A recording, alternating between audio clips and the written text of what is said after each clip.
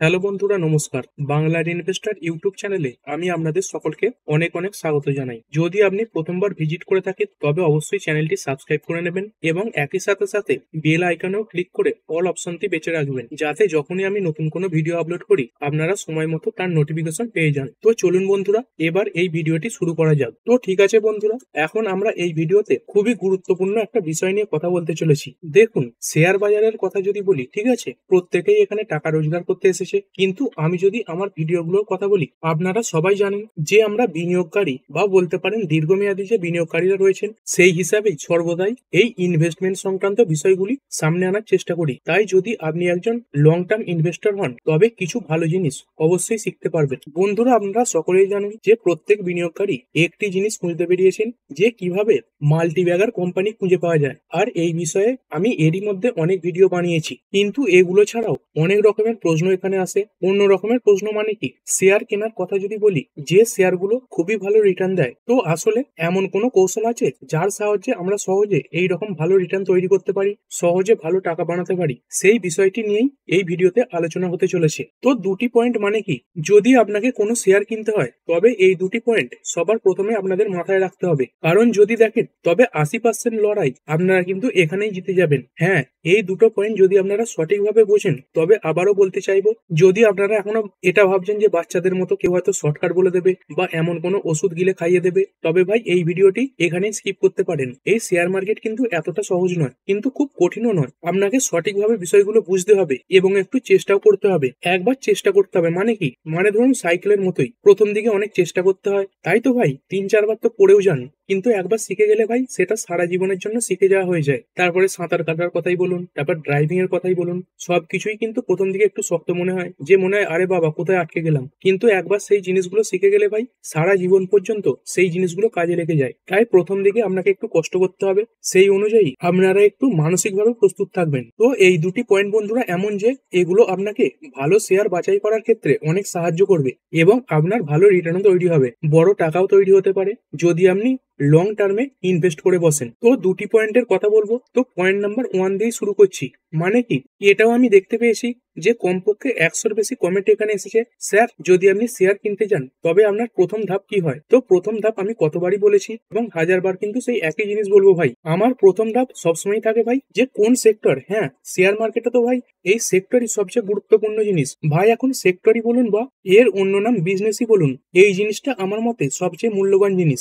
আপনি কোন সেক্টরে যাচ্ছেন, কোন ব্যবসা নির্বাচন করছেন, তা থেকেই বোঝা যাবে ভাই যে আপনি কি করছেন। কারণ যেমনটা আমি বললাম যে আপনি কোন সেক্টর বেছে নিলেন তা আপনি আমাকে বলে দিন, এবং আপনি কত রিটার্ন চান, ঠিক আছে, সেটাও বলে দিন পার্সেন্টেজ হিসাবে। আমি কিন্তু সেখানেই আপনাদের বলে দিতে পারবো যে আপনি অর্ধেক লড়াই জিতেছেন নাকি ইতিমধ্যে হেরে গেছেন, ঠিক আছে। কারণ যদি দেখা যায়, আপনারা সকলেই জানেন যে সবচেয়ে গুরুত্বপূর্ণ জিনিস কি হয় ভাই ব্যবসার মধ্যে, এই যে বৃদ্ধি, সেটা থাকা উচিত, মানে গ্রোথ থাকা উচিত, ঠিক আছে।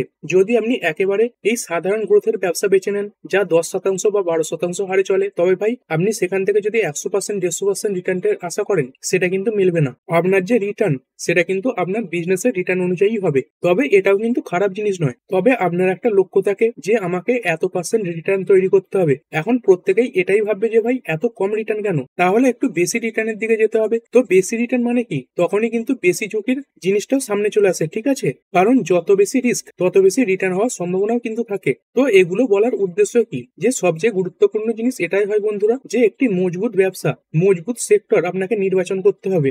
যদি সেই সেক্টরে দুর্দান্ত ক্ষমতা থাকে, বিশেষ করে যেমনটা আমি বারবার বলি যে কোনটা, হ্যাঁ, ফিউচার ওরিয়েন্টেড বিজনেস, এমন ব্যবসাগুলো যা আগামী ভবিষ্যতে বহুগুণ পর্যন্ত বড় হয়ে যাবে, এমন ব্যবসাগুলির শেয়ার যদি আপনি আপনার পোর্টফোলিওতে রাখেন, বিশ্বাস করুন আপনি এত টাকা পাবেন যে আপনি ভাবতেও পারবেন না। কিন্তু যদি আপনি সাধারণ তারপরে ওল্ড টাইপের সেক্টরে চলে যান, সেখানে গিয়ে আপনি যদি সেই সেক্টরের লিডারকেও নিয়ে নেন, 1 নম্বর 2 নম্বর নিয়ে নেন, সেখানে কিন্তু এই সাধারণ রিটার্নই তৈরি হবে। তো এই প্রশ্ন কতবার আমাকে জিজ্ঞাসা করা হয়েছে এবং এর জবাব আমি কিন্তু দিয়েও দিয়েছি। সম্ভবত ভবিষ্যতেও জিজ্ঞাসা করলে এই উত্তরটাই পাবেন। তো ভবিষ্যতে আপনি এই উত্তরই পাবেন যে প্রথম পয়েন্ট নাম্বার 1 আপনার এটাই হওয়া উচিত, কোনো স্টকে এলোমেলো ভাবে যাওয়া কিন্তু উচিত নয়।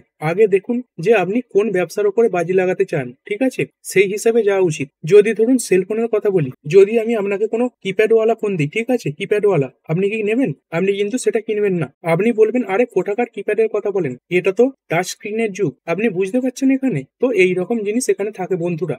এই জিনিস আপনাদের বোঝা উচিত। শেয়ার মার্কেটও তেমনই হয়। আপনি যদি এখানে যান সাধারণ স্টিল সিমেন্টের মতো ব্যবসায়, আমি কিন্তু এক্সাম্পল হিসেবে বলছি, এবং আশা করবেন একেবারে এক্সপোনেনশিয়াল গ্রোথ, তার সঙ্গে সঙ্গে খুব বড় লাভ, বা ভাববেন এইখান থেকে বড় কিছু হয়ে যাবে, সেরকম কিন্তু কিছু হবে না। সেগুলো সাধারণ রিটার্নই আপনাকে দেবে। তো এই পয়েন্ট যতক্ষণ না আপনাদের মাথায় ঢুকছে ততক্ষণ আপনারা কিন্তু বুঝতে পারবেন না। এবং এর সাথে সম্পর্কিত আমি আপনাদের কত উদাহরণও দিয়ে দিয়েছি। উদাহরণ মানে এমন আলাদা আলাদা ব্যবসা থাকে, কোনটা কোনো রেকমেন্ডেশন কিন্তু থাকে না। যেমনটা আমি আপনাদের বলেছিলাম যে ড্রোনের ব্যবসা আছে কি না?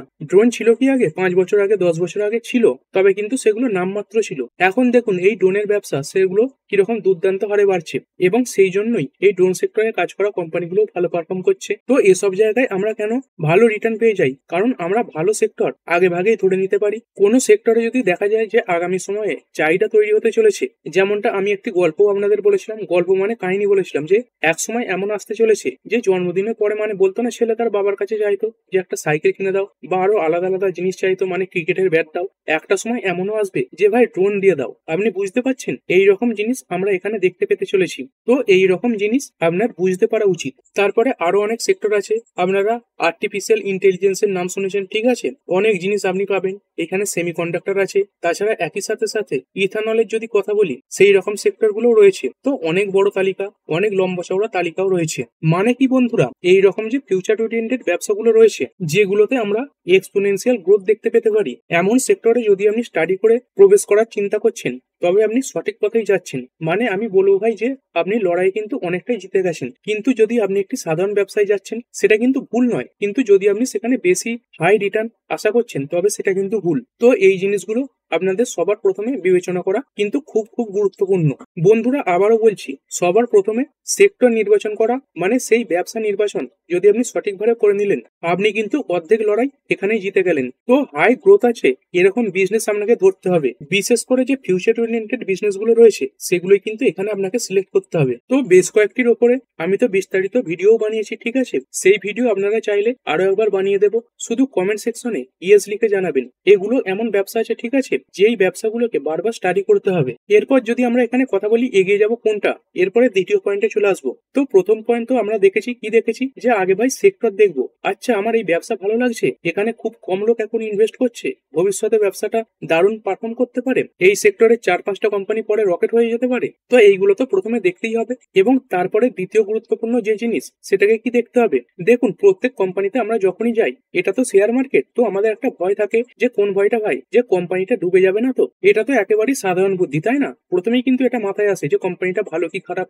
কোম্পানিটা শূন্য হয়ে যাবে কিনা। তো এই জিনিসটিকে যদি আপনারা এখানে মোকাবিলা করতে চান, তবে আপনাকে কি করতে হবে? বড় বড় যে নাম রয়েছে সেগুলোর সঙ্গে যেতে হবে। বড় নাম মানে কি? যে সমস্ত বড় বড় ব্যবসার গ্রুপ থাকে বন্ধুরা, নাম করা ব্যবসার গ্রুপ, এটাই কিন্তু এখানে সঠিক শব্দ হবে। তো এটা কি হয়ে যায়, আপনার ডিউ ডিলিজেন্সের যে প্রচেষ্টা সেটা কমে যায়। তো এই ডিউ ডিলিজেন্স মানে কি? আরে ম্যানেজমেন্ট চোর বেরিয়ে আসবে না তো? কোনো গন্ডগোল করবে না তো? দেখুন, যদি গন্ডগোল করেও নিল, তবে যেসব বড় বড় গ্রুপগুলো থাকে, সেই বড় বড় গ্রুপগুলো কিন্তু এই সমস্ত জিনিসকে তাড়াতাড়ি মিটিয়ে নেয়, ঠিক আছে? মানে টপ লেভেল যে ম্যানেজমেন্ট, সেখানে কিন্তু জালিয়াতি হয় না। তো এই কর্মচারী লেভেলে হতে পারে, তবে কর্মচারী স্তরের এরকম জালিয়াতিতে লং টার্মে কিন্তু কোনো পার্থক্য পড়ে না কোম্পানির উপর, ঠিক আছে? তো এই দ্বিতীয় গুরুত্বপূর্ণ জিনিস কোনটি, যে এখানে বড় বড় গ্রুপের সাথে আপনার যাওয়া উচিত, বড় নাম কিন্তু এখানে থাকা উচিত। চলুন কিছু উদাহরণ আমি আপনাদের এখানে বলে দিই। যেমনটা সেমিকন্ডাক্টর। এখন সেমিকন্ডাক্টর একটা ফিউচার ওরিয়েন্টেড বিজনেস ভাই, এটা কিন্তু কোনো রেকমেন্ডেশন নয়। যতগুলো স্টকের নাম আসতে চলেছে, সেগুলো কিন্তু সবই এডুকেশনাল পারপাস অনলি। আগে এই ডিসক্লেমারটা নিয়ে নিন।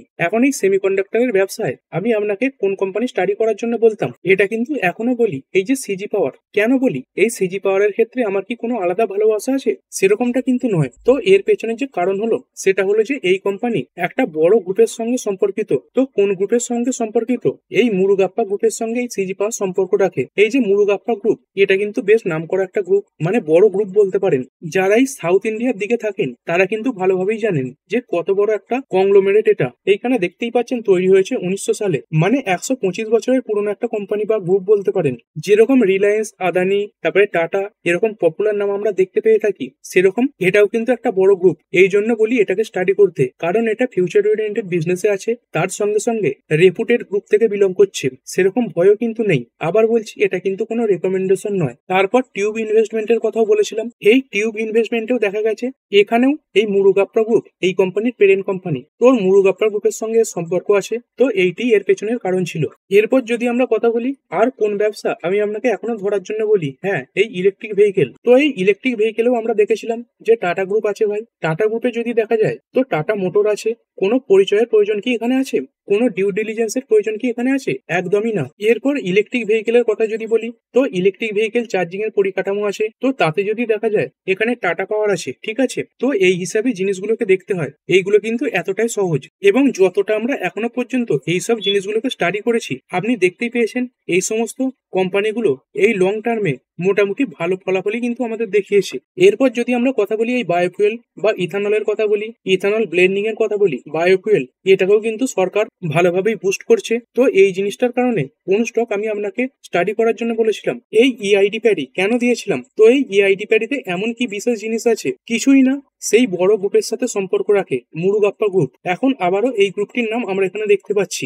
এরপর যদি আমরা কথা বলি আমাদের দেশের যে পরিকাঠামোর স্টোরি, সেটাও কিন্তু খুব ভালো হতে চলেছে। তো ডেভেলপড কান্ট্রি হতে গেলে এভাবে শুধু ডেভেলপ হবো বললেই কিন্তু হবে না, এই যে ইনফ্রাস্ট্রাকচার সেটাকেও ডেভেলপ করতে হবে, ক্যাপেক্সও ক্রমাগত বাড়াতে হবে, যা সরকার কিন্তু একের পর এক বাজেটে বাড়িয়েও চলেছে। তো এই ইনফ্রাস্ট্রাকচার সংক্রান্ত কোন বড় গ্রুপের কোম্পানি আমরা দেখতে পাই? এইখানে রয়েছে এলএনটি বা লার্স অ্যান্ড টুব্রো। তো এই এলএনটি নিজে একটা খুব বড় ইন্ডাস্ট্রি, আপনি এটাকে গ্রুপও বলতে পারেন। তো কত বড় ইন্ডাস্ট্রি এটা নিশ্চয়ই আপনি জানেন। তেমনই যদি দেখা যায় তো অশোক লেল্যান্ডও রয়েছে এই ইনফ্রাস্ট্রাকচার সেগমেন্টেও, এর কিছু যোগদান রয়েছে। এই কোম্পানির বড় বড় ট্রাকও কিন্তু আমরা দেখতে পাই। তো এই অশোক লেল্যান্ড এটাকে কেন স্টাডি করার জন্য আপনাকে দিই, তার পেছনের কারণ কি ভাই? এর যে পেরেন্ট কোম্পানি সেটা দেখুন, এর পেরেন্ট কোম্পানিকে এই হিন্দুজা গ্রুপ। ভাই এই হিন্দুজা গ্রুপ এটাও কিন্তু একটা খুব বড় নাম, এটাও যদি দেখেন প্রায় কিন্তু 100 বছরের পুরনো একটা গ্রুপ। তো এই গ্রুপের আন্ডারে আপনি অনেক বড় বড় কোম্পানিও দেখতে পাবেন, যেমন গালফ অয়েল রয়েছে, তার সঙ্গে সঙ্গে ইন্ডাসইন্ড যে ব্যাংক সেটাও কিন্তু এই গ্রুপ থেকেই বিলং করছে। এগুলো সবই কিন্তু এই হিন্দুজা গ্রুপের কোম্পানি। তো এটাই এর পেছনের প্রধান কারণ। তো যদি এমন উদাহরণ আমরা বলতে থাকি তো এটা চলতেই থাকবে। তো বলার মেন উদ্দেশ্য কি, যদি আপনি এই রকম জিনিসগুলোকে শনাক্ত করতে পারেন তবে আমি বলবো আপনি সঠিক পথে আছেন।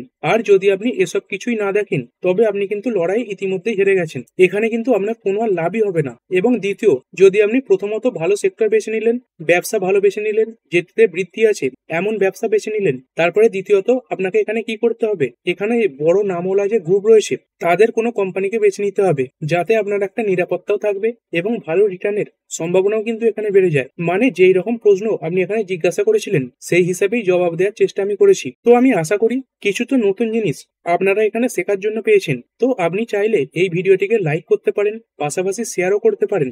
এখনো পর্যন্ত এটাকে সাবস্ক্রাইব করেননি ভাই, অবশ্যই সাবস্ক্রাইব করে নিন চ্যানেলটাকে। তো চলুন দেখা হবে পরের ভিডিওতে, ততক্ষণ পর্যন্ত বাই বাই। তো ঠিক আছে বন্ধুরা, আশা করছি ভিডিওটা আপনাদের ভালো লেগেছে। আপনি চাইলে এটাকে লাইক এবং শেয়ার করতে পারেন। আর শেয়ার মার্কেট সংক্রান্ত ডেইলি নিউজ আপডেট পেতে চ্যানেলটা সাবস্ক্রাইব করে রাখবেন এবং পাশে থাকা বেল আইকনটি টিপে অল অবশ্যই সিলেক্ট করে রাখবেন, যাতে পরবর্তী ভিডিওর নোটিফিকেশন আপনার কাছে সময় মতো পৌঁছে যায়। আর হ্যাঁ, ভিডিওটি শুধুমাত্র ইনফরমেশন এবং এডুকেশনাল পারপাসের জন্য বানানো হয়েছে। আমি সেবি রেজিস্টার্ড নই, তাই কোনো প্রকার শেয়ারে কোনো প্রকার বাই, সেল, হোল্ড বা অ্যাভারেজ করার কোনো সিদ্ধান্ত নেওয়ার আগে আপনার যে ফাইন্যান্সিয়াল অ্যাডভাইজার আছে তার সঙ্গে অবশ্যই আলোচনা করবেন। দেখা হচ্ছে পরের ভিডিওতে। ধন্যবাদ।